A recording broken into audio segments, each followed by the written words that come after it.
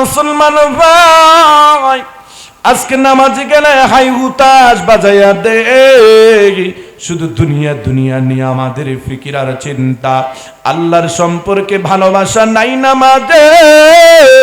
আল্লাহর নবী মেরাজে গেলেন আর বললেন, আল্লাহ গো, আপনার সাথে তো আমার সাক্ষাৎ কথোপকথন হলো, আমার উম্মতদেরকে এমন একটা আমল দিয়ে দেন যে আমলটার কারণে আমার উম্মতগুলো আপনার সাথে কথোপকথন করবে। আল্লাহ তাআলা বলেন, হে নবী, আমি আপনাকে আপনার উম্মতকে আমার করে নেওয়ার জন্য, আমার সাথে সাক্ষাতের জন্য একটা আমল দিলাম, তার নাম হলো নামাজ। এজন্য বলা হয় as-salatu মি'রাজুল মুমিনিন। জোরে কন্না সুবহানাল্লাহ। এজন্য আমার ভাইয়ারা, নামাজের মধ্যে দাঁড়াই আমাদের খেয়াল করতে হবে, আমি দাঁড়াইছি, আমার সামনে কে? আরো চিল্লা এখন কে? আমার পাপ করতে করতে চক্ষু অন্ধ হয়ে গিয়েছে, আমি আল্লাহকে দেখি না, কিন্তু আমার আল্লাহ তো আমাকে দেখে কি দেখে না? এরে মুসলমান ভাই, প্রত্যেক দিন আমরা 32 রাকাত নামাজ পড়ি। আমার ভাইয়েরা, 17 রাকাত ফরজ, 12 রাকাত সুন্নাত, 3 রাকাত বেতের। এই 32 রাকাত নামাজের দাঁড়াইয়া আমি যদি খেয়াল করি আমার আল্লাহ আমার তেলাওয়াত শুনতেছে, আমি যদি খেয়াল করি আমি রুকু দিতেছি, রুকুতে পড়ি সুবহানা রাব্বিয়াল আযীম। এরপরে ইমাম সাহেব দাঁড়ায় একটা চমৎকার কথা বলেন, সামিআল্লাহু লিমান হামিদা। ইমাম সাহেব বলে, ও মুসল্লিগণ, আমরা আল্লাহর সাথে যা কিছু সূরা ফাতিহার মধ্যে বললাম, রুকুতে যা কিছু আল্লাহর কাছে বললাম, আল্লাহর প্রশংসা করলাম, আমার আল্লাহ সব শুনে। সামিআ, শুনে কে? আল্লাহু লিমান হামিদা, যা কিছু প্রশংসা করলাম শুনে কে? খবর নাই তো ইমাম সাহেব যে কি কয়, এগুলো তো আমরা বুঝি না।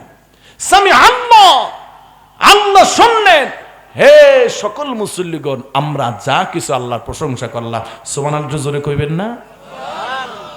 এইভাবে আপনি ফজরের সময় আল্লাহকে স্মরণ করলেন, মাগরিবে স্মরণ করলেন, যখরে আসরে ফজর এশারে স্মরণ করলেন, আল্লাহ আমাকে দেখতেছে। এই মানুষটার এই খেয়াল থাকলে গুনাহ তো করতে পারে না। আমার প্রিয় ভাইয়েরা, হযরতে ওমর ফারুক রাদিয়াল্লাহু তাআলা আনহুর জামানায় এক যুবক, নাম তার আব্দুল্লাহ, ওমর রাদিয়াল্লাহু তাআলা আনহুর দরবারে এসে যুবকটা হাদিস কোরআন শিক্ষা গ্রহণ করত। খুব সুশ্রী সুন্দর যুবক ছিল, নামাজের ভিতরে দাঁড়ায়া কেমন যেন আল্লাহর সাথে মোলাকাত, কথা বলতেন। আল্লাহ আমাকে দেখতেছেন, এই বুঝটা তার মধ্যে পরিপূর্ণ পয়দা। ওই এলাকার মধ্যে একজন সুশ্রী সুন্দর মেয়ে এই যুবকের জন্য পাগল। লম্বা ঘটনা, মূল কথা বলছি। আল্লাহর ভয় যদি অন্তরের ভিতরে থাকে, মানুষটা কোন পর্যায়ে হয়ে যায়। এবার ওই মেয়েটা তার বান্ধবী বা বন্ধুদের নিয়ে ওই ছেলেটাকে ঘরের মধ্যে নিয়ে আটকালো আর বলল, ওরে যুবক, এই এলাকায় আমার বাবা সবচেয়ে বড় লোক, আমরা 9 ভাইয়ের আমি একমাত্র বোন, আমাকে বিবাহের জন্য এলাকার সমস্ত বড় লোকেরা পাগল, কিন্তু আমি যুবক তোর জন্য পাগল। তুমি আমার এই বাড়ির আঙিনায় দিয়ে প্রতিদিন যাতায়াত করো, আমি তোমার আশিক হয়ে গিয়েছি, তোমার কাছে আমার প্রস্তাব, তুমি আমাকে বিবাহ করো। যুবক বলে, না না, আমার সম্ভব নয়, কারণ ওই মেয়েটা ছিল একজন ইহুদির মেয়ে। আমার ভাইয়েরা, এবার মেয়েটা বলতেছে, যদি তুমি আমাকে বিবাহই না করো, আমার একটু মনের খায়েশ পূরণ করো, তুমি আমার সাথে জিনা করো। এবার যুবকটা মেয়েটা এই কথা বলিয়া সঙ্গে সঙ্গে আল্লাহ তাআলা বলেন, না না বান্দা, নামাজ আমি আল্লাহর হুকুম, সকলেই তোমরা নামাজ কায়েম করবে, নামাজ পড়বে, আদায় করবে। আল্লাহ বলেন, এই নামাজ পড়লে কি লাভ? নামাজ পড়লে দুনিয়ায় একটা তাৎক্ষণিক লাভ হলো, ইন্নাস সালাতা তানহা আনিল ফাহশাই ওয়াল মুনকার, নিশ্চয়ই এই নামাজকে ফাহশা এবং মুনকার গুনাহ থেকে আমি আল্লাহ তাআলা বেঁচে থাকার সুযোগ দিব, তৌফিক দিব। জোরে কন্না সুবহানাল্লাহ।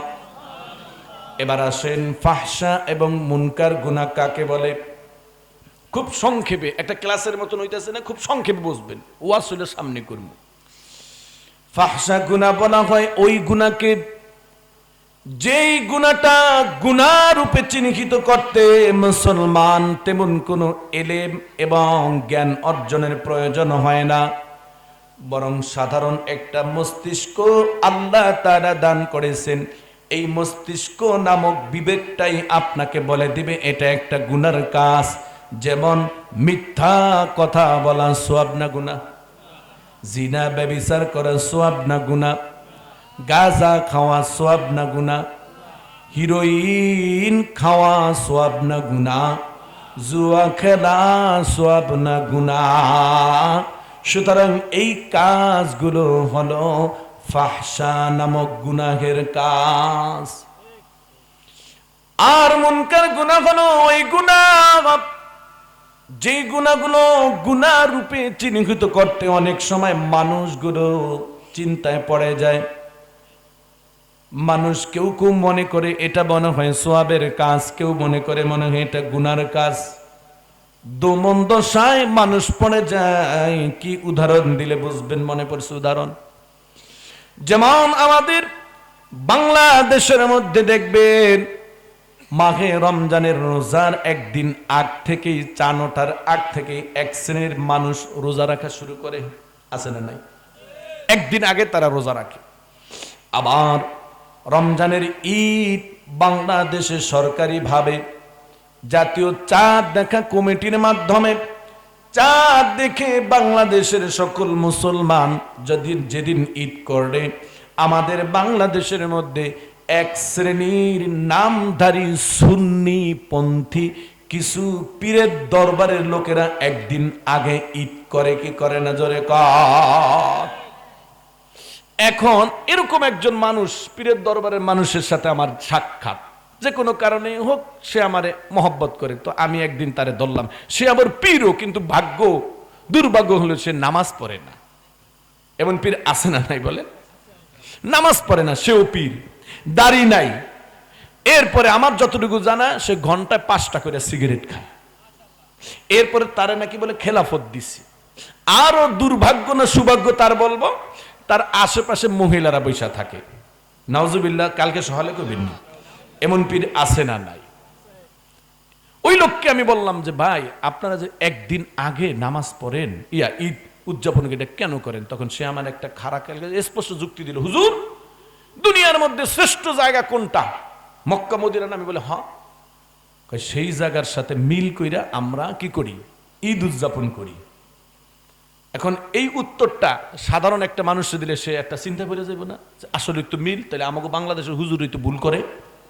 অথচ ঈদ কখন আপনি করবেন, রোজা কখন আপনি পালন করবেন, এ ব্যাপারে স্পষ্ট বুখারী শরীফের হাদিসের মধ্যে আসছে। ওয়ান আবু হুরায়রা রাদিয়াল্লাহু তাআলা আনহু قال قال النبي صلى الله عليه وسلم, আল্লাহর নবী সাল্লাল্লাহু আলাইহি ওয়াসাল্লাম বলেন, আন রুইয়াতিহি, আল্লাহর নবী সাল্লাল্লাহু আলাইহি ওয়াসাল্লাম বলেন, সুমু লি রুইয়াতিহি, তোমরা কি করবে? চাঁদ দেখে রোজা রাখা শুরু করবে এবং চাঁদ দেখে তোমরা রোজা ছেড়ে দিয়ে ঈদ উদযাপন করবে। এর মানে আল্লাহ রাব্বুল আলামিন আরবি মাসটাকে তার নিজের কন্ট্রোলে রেখে দিয়েছেন। পৃথিবীর মানুষের গণনায় মাস সব সময় একই দিন হয়, একই টাইমে একই রকম হয়।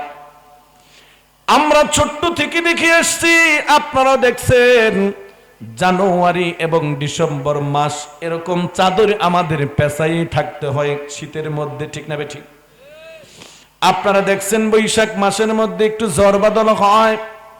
পৌষ এবং মাঘ মাসের শীত নাকি বাঘের গায়ে লাগে। কিন্তু মুসলমান ভাইরা রে, আমার আল্লাহ রাব্বুল আলামিনের কুদরতির কারণে নিজের কন্ট্রোলে রমজান আপনার আরবি মাসটা রেখে দিয়েছেন। আল্লাহ তাআলা বলেন, এই আরবি মাস কখন শুরু হবে বান্দা জানোনি? আমি আল্লাহ তাআলা আসমানের মধ্যে সুন্দর চাঁদ উদয়নের মাধ্যমে আমি আল্লাহ তোমাদেরকে বলে দিব আজকে থেকে হলো আরবি মাস শুরু। আওয়াজ করে বলেন না সুবহানাল্লাহ।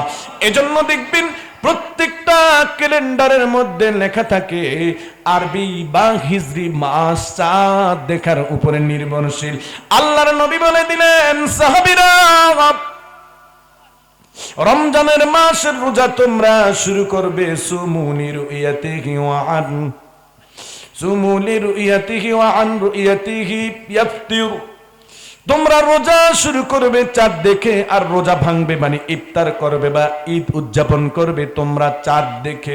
এর মানে রমজান মাসের রোজা যখন শুরু হবে চাঁদ দেখে শুরু হবে, আবার রমজানের রোজা শেষে তোমরা ঈদ উদযাপন করবে শাওয়ালের চাঁদ দেখে। এই নির্ধারণ বিধান পৃথিবীর মানুষের না, আল্লাহর। নামাজ না হওয়ার পিছনে কারণ হলো দুইটা। এক নাম্বার কারণ হলো নামাজের মাসআলা আছে না নাই, নামাজের ফরজ আছে না নাই, নামাজের ওয়াজিব আছে না নাই। নামাজের ওয়াজিব 14টা, ফরজ ভিতরে বাহিরে হলো 13 ফরজ। নামাজ ভঙ্গের কারণ হলো 19টা। আওয়াজ দিয়ে বলেন কয়টা? যদি বলি বাবা নামাজ ভঙ্গের 19টার 2টা কারণ বলেন, আপনি বলবেন 1 নাম্বার কারণ নামাজের মধ্যে অশুদ্ধ পড়া নামাজ ভঙ্গের অন্যতম কারণ। আর একটা কারণ যদি বলে নামাজের মধ্যে পিছনের রাস্তা দিয়া বায়ু বের হইয়া গেলে, এর মানে পাত দিলে নামাজ থাকেনি। এই 2টা কারণের একটা যদি কারো ঘটে, পুরা মসজিদ লাইরা লয়। আমার মসজিদে একদিন এরকমই মাগরিবের সময় ড্রিম করে একটা আওয়াজ হইছে। আমি কি রে সাদ্দামের কি বুসে তো এখন নাই, বোমা ফললো নি এমন কে? পরে জানা হইল যে কাজ হয়ে গেছে। মানুষ লজ্জায় ওই লোকটা মানে কি যে করবে, বুড়া মানুষ এমন আছে না অনেক সময় হাসার জন্য। আমি বুঝাইতেছি একটা জিনিস, তো এই যে পাপ দিলে নামাজ ভঙ্গ হয়ে যায় এই জন্য মানুষ হাসে, এটা কিন্তু 1 নাম্বার কারণ না। এর পূর্বে আরো কারণ আছে। 1 নাম্বার কারণ হলো নামাজের মধ্যে অশুদ্ধ পড়লে নামাজ ভঙ্গ হয়।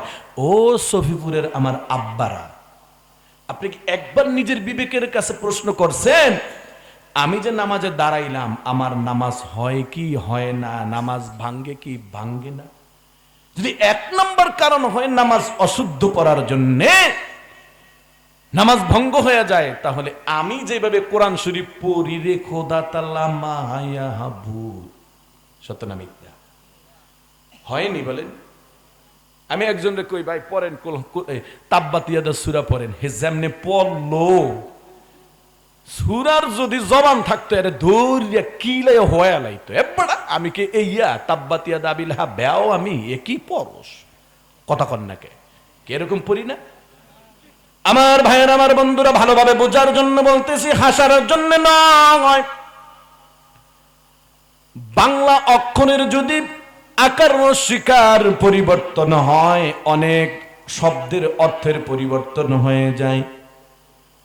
কে ইংরেজি উচ্চারণ লেখার অক্ষর যদি এদিক সেদিক হয় অনেক অর্থ পরিবর্তন হয়ে যায়। যেমন এন ও নো অর্থ হইল না, আর K N O W know অর্থ হইল জানা। ঠিক না ভাই? ঠিক জোরে বলেন। জননী শব্দের অর্থ হলো মা, আর জননা শব্দের অর্থ হলো স্ত্রী। ঠিক না ভাই? ঠিক। উল হে নবী আপনি বলুন আল্লাহ এক। আর যদি এখানে উল শব্দটি আপনি ছোট কাপ দিয়া পড়েন কুল হুয়াল্লাহু আহাদ, তাহলে অর্থ হয়ে যায় আল্লাহ একটারে তুমি খাও। কুল মানে কি? খাওয়া। কুল মানে কি? খাওয়া। আল্লাহ কয় হারে সর্বনাশ, আমার সামনে দাঁড়াইয়া আমারে কস আল্লাহ একটারে তুমি খাও। এজন্য কোরআন শরীফ অশুদ্ধ পড়লে নামাজের আপনার অর্থ উল্টায়া যায়। ইচ্ছে করে এরকম অশুদ্ধ পড়লে নামাজ ভঙ্গ হয়ে যায়। ও সফিপুর এলাকার মুসলমান, আমি আজকে আপনাদেরকে একটা সবক দিয়ে যাই রে মুমিন। নামাজ পড়ার জন্য আপনার 30 পারা কোরআন শরীফ মুখস্থর দরকার নাই। আপনার মুফতি মুহাদ্দিস মুকাম্মিল হওয়ার প্রয়োজন নাই রে বাবা। সূরা ফাতিহা সহিত মাত্র 5টা 4টা সূরা আপনি পড়েন, আল্লাহর রহমতে সূরা ফাতিহার সহিত যদি 4টা সূরা আপনার পড়তে পারেন, নামাজের মধ্যে সূরা জনিত অশুদ্ধর দুর্ঘটনা থেকে আপনাকে আল্লাহ বাঁচায় দিবে। সুবহানাল্লাহ।